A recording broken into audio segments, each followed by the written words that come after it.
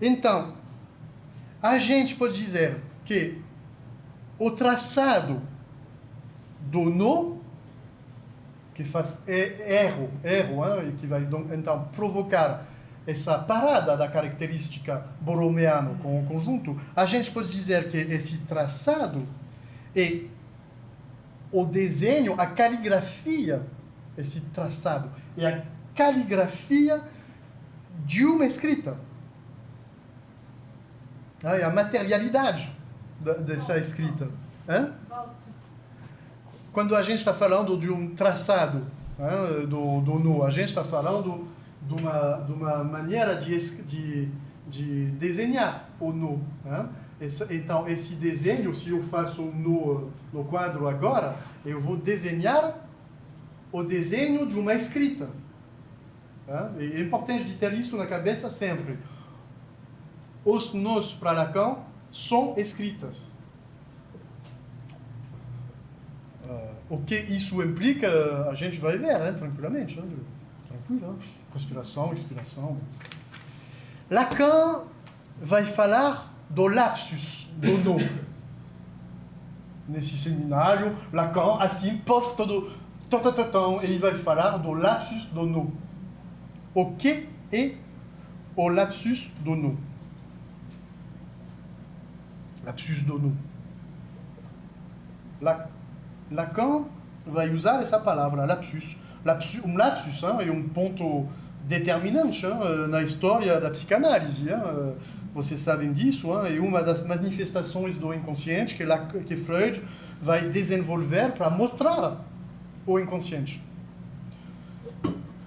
Lacan, na obra dele, ele vai seguir essa proposta do lapsus, que é uma produção do inconsciente, e também ele vai aproveitar do lapsus para mostrar como o inconsciente é uma escrita. Lacan vai aproveitar dessa manifestação específica nos seminários anteriores, como ele vai aproveitar do lapsus para mostrar como o Lacan é o Lacan. O inconsciente é um lapsus, o inconsciente é uma escrita. Eu fiz um lapsus agora, ao vivo. Bom, então isso é o primeiro ponto. O inconsciente é uma escrita. Para Lacan isso já é claro. Pof. O lapsus, você sabe, né? É um erro involuntário que eu vou fazer e que faz que eu vou dizer uma outra coisa que eu queria dizer. Eu queria dizer inconsciente, eu falei Lacan. Lapsus. Mas, etimologicamente, isso é bastante importante para entender de que ele está falando. O lapsus do nó.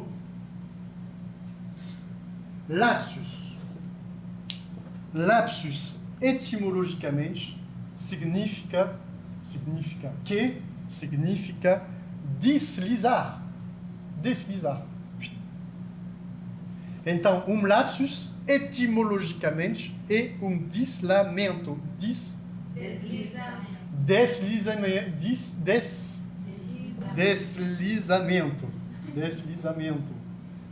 Deslizamento. Ok? Um lapsus do nó é um deslizamento do nó. Então, o lapsus do nó é que é uma escrita, 2, um deslizamento. Lacan, lector do nó, significa isso. Ler um deslizamento. Quando a gente tem a ver com lapsus do nó. Lacan vai nomear o lapsus do nó esse evento matemático que vai acontecer, que faz que um nó, ou seja, um entrelaço, vai perder a característica borromeana. Entendeu? Tá certo?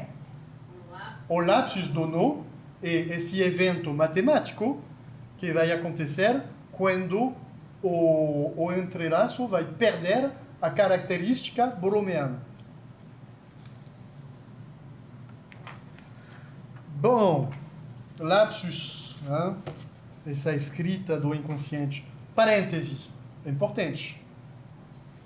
Não muito tempo depois dessas lições desse seminário, Lacan vai totalmente colocar de lado o conceito mesmo de inconsciente. A gente está chegando, hein? Pouco tempo depois, ele vai colocar de lado a noção freudiana de inconsciente. Num texto que se chama Joyce le symptôme 2, porque tem Joyce o symptôme e Joyce o symptôme 2. Nesse texto, ele vai dizer: mon expression de par-l'être va se substituer à l'inconscient freudien. Minha expressão de par-l'être, ser-falante é a tradução portuguesa, minha expressão de par-l'être, ser-falante, vai se substituir ao inconsciente freudiano. E de verdade, ele vai parar depois de falar do conceito freudiano de inconsciente. Ele para com isso depois. Pouco anos antes, a televisão é uma entrevista que ele vai dar final do ano 73. Ele vai dizer: o inconsciente freudiano não tem como, a gente não pode voltar sobre isso, a gente não pode contestar isso. Pouco tempo depois, ele vai dizer claramente: eu vou substituir um conceito, o par-être, que eu vou colocar no lugar do inconsciente. Ele para de falar do inconsciente, claramente. Ele não vai falar mais do inconsciente, mas ele não vai falar mais do inconsciente como conceito freudiano. Mas ele vai falar do inconsciente dentro do no. Dentro do no borromeano, o inconsciente tem um lugar. Então, como a gente pode entender isso? Ele fala que ele não vai falar mais do inconsciente, que ele não vai tratar mais do inconsciente freudiano, e não é uma soma fala. De verdade, ele para com essa noção freudiana do inconsciente. Ele para com isso. Mas ele continua a colocar essa noção, ou a palavra inconsciente, dentro do nu. Como a gente pode entender isso? Então, é minha proposta, minha hipótese, tem outras, sabe?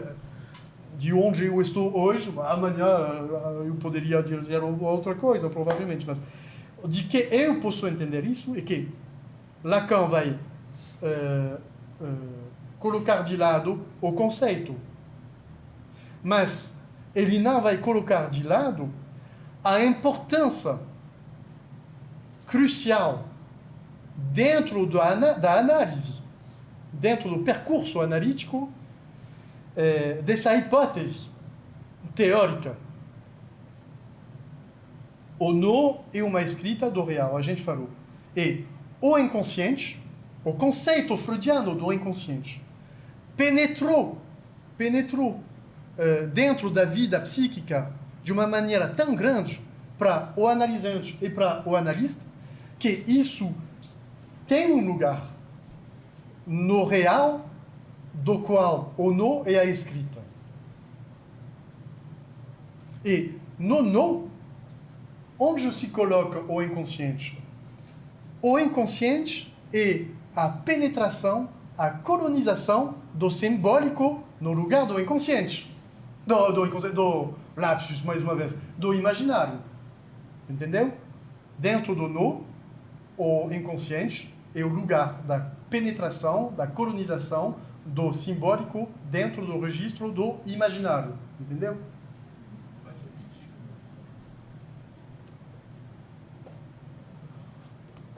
Dentro do no borromeano, que Lacan vai fazer, ele vai colocar um nome para todos os espaços. Objeto A, os lugares do gozos, o lugar, inibição, sintoma e angústia, e ele vai colocar outros elementos. O inconsciente, ele vai colocar isso no lugar onde o simbólico, o registro do simbólico, vai invadir, vai colonizar o registro do imaginário. Então, isso, duas coisas. Isso tem a ver topologicamente com o lugar do sentido. O sentido, o gozo do sentido é esse lugar, esse ponto que tem entre o simbólico e o imaginário. Então, o que está provocado com isso, que vai permitir essa tentativa de colonização, de invasão do simbólico no lugar do imaginário, tem a ver com o sentido. O inconsciente. O inconsciente tem a ver topologicamente com o sentido. O inconsciente para Lacan é isso. É a coisa que está solicitada, presente, ativa, quando, dentro da interpretação, tem um ajout, uma... Un ajout, eu vou ajouter, eu vou adicionar, é uma adição, é uma maneira de colocar uma coisa de ajuntar do lado da significação, ou seja, de uma tentativa de gozar do lado do sentido. Isso é dinâmico dentro da análise. Sim? Porque isso não é uma coisa que já existia. O inconsciente é formado ali através dessa colonização do simbólico dentro do registro imaginário. Sim. Um por um, para cada um. Sim. Ah, sempre. A questão do nó é uma aventura singular. Como essa modalidade do nó vai se fazer, pode ter para Marcelo uma colonização do simbólico no registro do imaginário e para Marcela também, mas para os dois vai ser aventuras escritas de uma radical singularidade, claro. Essa coisa que eu mencionei do inconsciente dentro do nó, está tranquilo para todo mundo, faz sentido, todo mundo está certo? Sim? Rosa, está seguindo, está acompanhando? Rosa. Só uma dúvida com relação a como que eu vou imaginar aí a questão do nó ser escrito do real.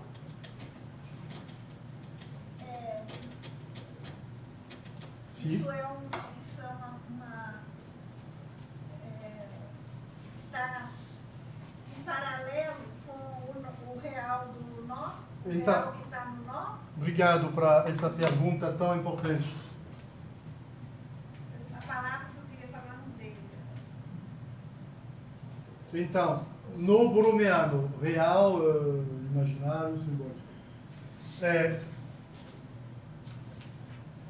O real do nó é dos registros, é dos nós do entrelaço, mas esse conjunto é real. O real é dos nós, das consistências, dos registros, mas o real é esse conjunto. Então, Lacan vai colocar isso aqui, o sentido, é uma das modalidades do gozo. Aqui, penetração do imaginário dentro do simbólico e a inibição. E aqui vai ter, aqui é o inconsciente. Num prolongamento com que? Com esse espaço que é o sintoma. Não o sintoma, o sintoma clássico. Um prolongamento. Então, isso é bastante interessante. A gente vai trabalhar sobre isso outras vezes. De ver topologicamente o que acontece quando você toca aqui, quais são os efeitos aqui. Quando você toca aqui, quais são os efeitos aqui. São indicações bastante interessantes, porque a partir dessa leitura matemática, a gente pode ter indicações clínicas. Então, matematicamente, topologicamente, esse espaço tem a ver com o que está acontecendo aqui, do sentido. se eu estou alimentando esse lugar, esse ponto, gozo do sentido, vai ter um efeito nesse lugar do inconsciente. E vice-versa.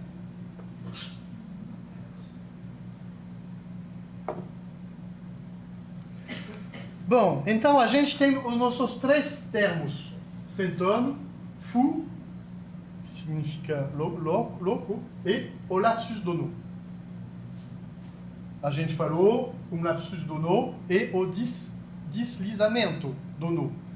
O deslizamento que vai provocar essa perda da característica borromeana. Ok? Então, para Lacan, a resposta, Joyce é louco? Ponto de interrogação. A resposta é sim. Porque para Lacan, e isso é uma novidade dentro da obra de Lacan, e ele não vai voltar sobre isso, ele vai ficar nessa ideia.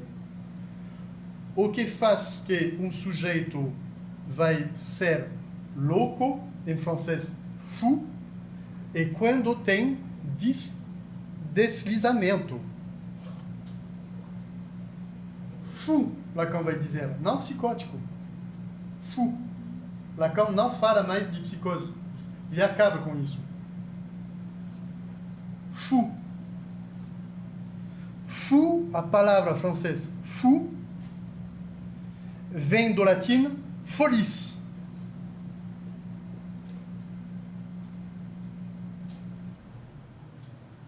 E folis vem de flot,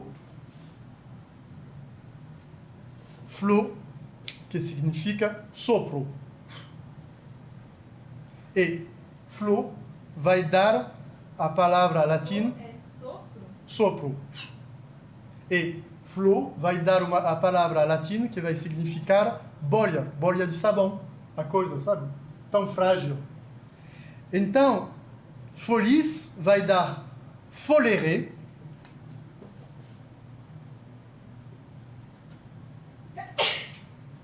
que vai significar se agitar, ir para todos os caminhos.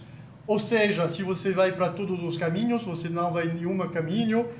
Foléré, fou, significa etimologicamente se perder sem laços, sem âncora.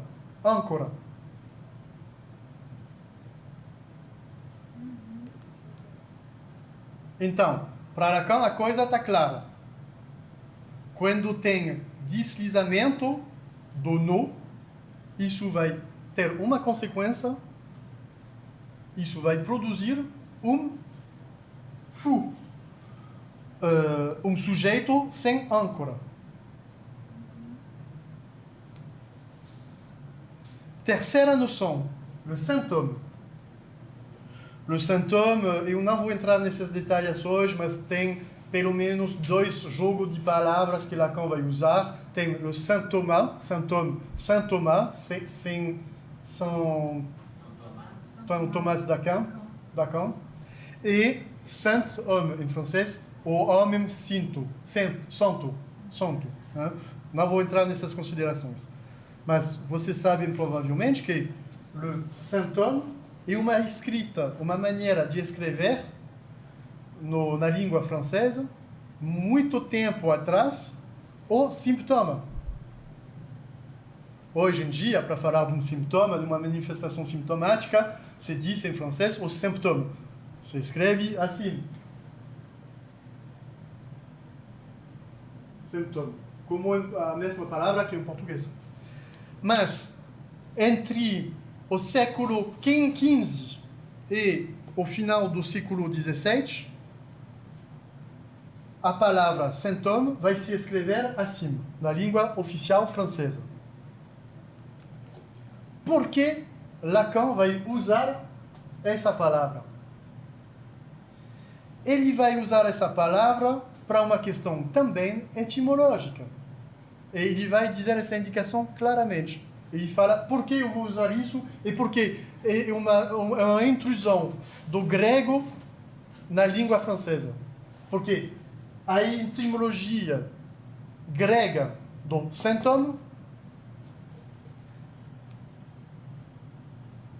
significa o que vai acontecer, o que vai surgir juntos.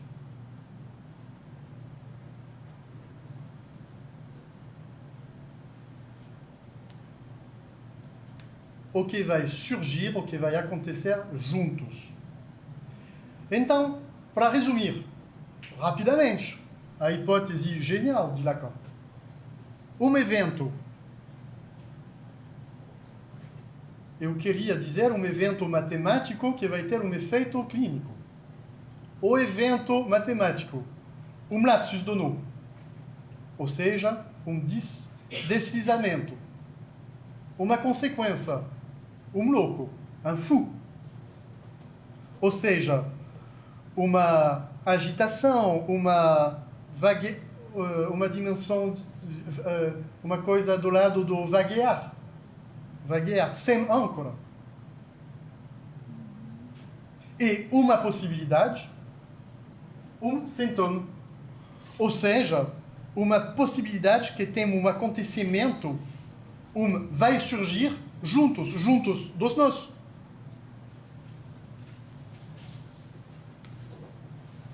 Então, é uma maneira... Não, tranquilo, vamos lá, tá certo? Tá tranquilo. Não, tá tranquilo não. Eu posso voltar sobre isso? Não, eu digo assim, tá tranquilo.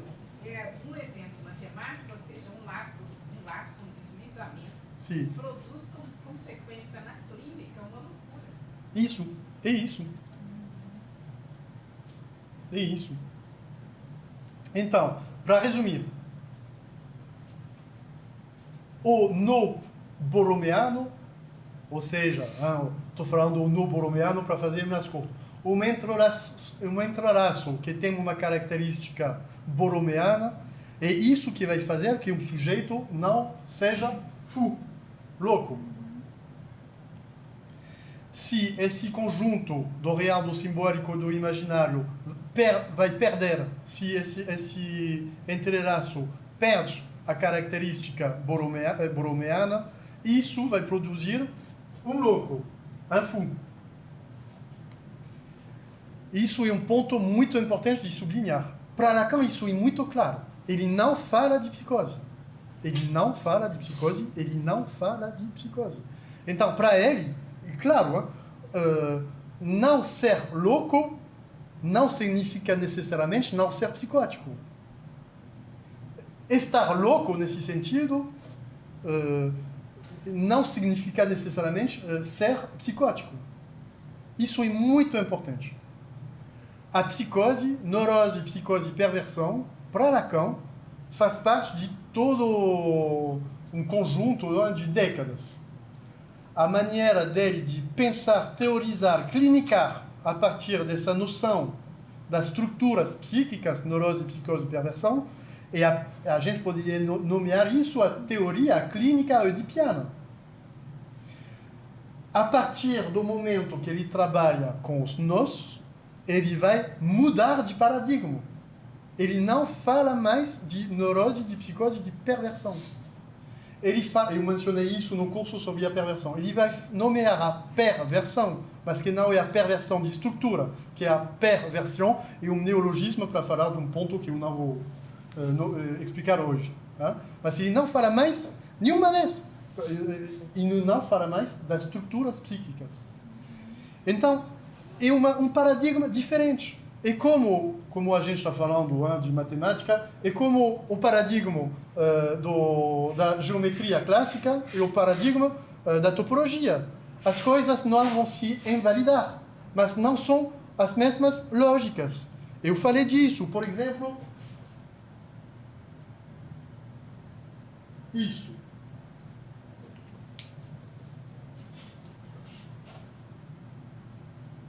Isso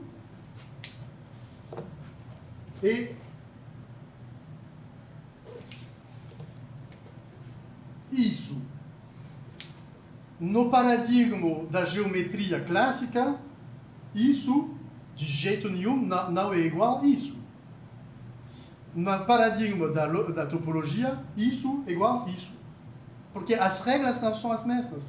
Na geometria, a gente falou, a gente vai contabilizar o tamanho da coisa, a cor, etc. Na topologia, não.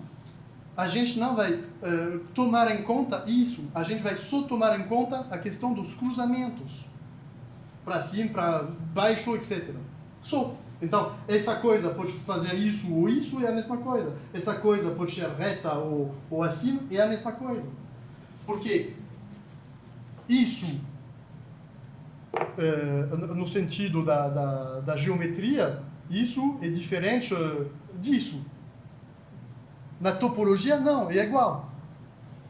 Então, essa questão de paradigma de Lacan é a mesma coisa. A gente não pode, é minha hipótese, a gente não pode fazer uma superposição. Isso, eu acho, não é pertinente. Tem muitas pessoas que vão conversar, discutir, brigar para dizer Joyce era esquizofrênico. Não, de jeito nenhum, ele era histérico. Eu acho que isso não faz sentido, na verdade. Porque Lacan, precisamente, a partir, com a ajuda de Joyce, ele vai mudar radicalmente de paradigma, a gente não pode falar mais a partir das regras do paradigma antigo. Agora, na clínica, numa supervisão, Marcelo, que eu estou acompanhando na supervisão, vai me falar de Marcela, uma analisante dele. A gente pode falar desse caso pensando uma hipótese de diagnóstico diferencial. A partir desse elemento, vamos fazer essa hipótese que a gente tem a ver com um caso de neurose que está se declinando no lugar da obsessão, neurose obsessional. Neurose obsessiva. Ok, a gente está trabalhando num paradigma, o paradigma de piano, de Lacan. O dia seguinte, com esse mesmo Marcelo, a gente pode conversar do mesmo caso, Marcela, e pensar a questão do nó, do sujeito. A gente vai pensar a modalidade do nó. E isso é um outro paradigma. Mas eu não posso, rigorosamente, falar do nó da psicose. Isso não faz sentido. Ou o nó da histeria. Isso não faz sentido. Eu posso falar da modalidade do nó de Marcelo. E num outro momento, numa outra lógica, um outro paradigma, a gente pode fazer a hipótese que Marcelo é de estrutura histérica, a estrutura. Pode ser, mas a gente não pode razoavelmente falar do nó do esquizofrênico. Eu acho que isso não é pertinente. Eu sei que tem muitas pessoas que estão trabalhando nesse sentido, e não mas eu acho que isso não é rigoroso sobre sobre o rigor que Lacan vai colocar dentro dos nós. Isso não é um caso, ele menciona isso um monte de vezes. Ele ultrapassou claramente, quando ele entra nesse outro paradigma, ele vai totalmente além da questão das estruturas psíquicas, neurose, psicose e perversão. Então a gente não pode aplicar o paradigma 2 para falar do paradigma 1. Isso não faz sentido. E isso é importante porque, mais uma vez, ele não fala da psicose de Joyce. Ele não pergunta, Joyce est-il psychotique? Est-il fou?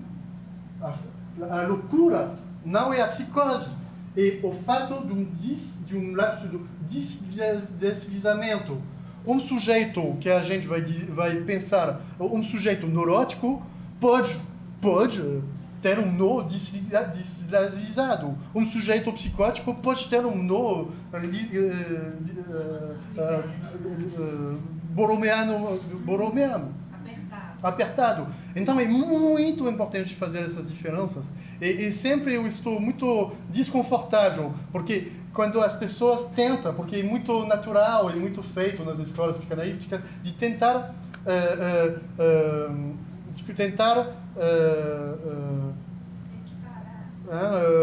superpor esses dois paradigmas. Não. A gente pode pensar de uma maneira cruzada, isso sim, sem problema nenhum, mas a gente não pode superpor. Então quando ele vai falar de Saint-Anne na clínica, é isso que desonodou por algum motivo, desamarrou ali, e o que para aquela pessoa vai servir para enodar novamente. É isso, é isso. É E o isso. sintoma vai ser de cada um e ali na clínica como que isso vai funcionar para Isso, estimular. isso. Então, lapsus dono significa deslizamento, provoca FU. Para qualquer um. FU. A gente não pode falar nessa lógica de neurose, psicose e perversão. FU. E possibilidade, não obrigação, possibilidade de um sintoma que vai permitir um acontecimento de novo juntos. Etimologicamente é isso. Agora, a gente vai entrar nas detalhes, hoje não sei se a gente vai conseguir, mas as próximas vezes, de ver quais são os tipos diferentes de deslizamento e quais são os diferentes tipos de sintomas possíveis. Porque isso são indicações clínicas muito interessantes. E até porque a intervenção que o analista faz, você está sentindo se está amarrando ou se está desinodando. Sim, Né? sim, sim. E Lacan faz essa proposta, esse convite de uma maneira muito forte. O psicanalista deve se tornar leitor dessa escrita que é ou não. Para isso, para ver um pouco onde a gente está. Ele vai complexificar também a coisa, ele vai mencionar isso nesse seminário, claramente ele vai falar disso depois. Ele vai dizer que, na verdade, o psicanalista deve ser um sintoma. Vamos ver isso depois, tranquilo. Relaxa os olhos, Gabo, tranquilo. Assim.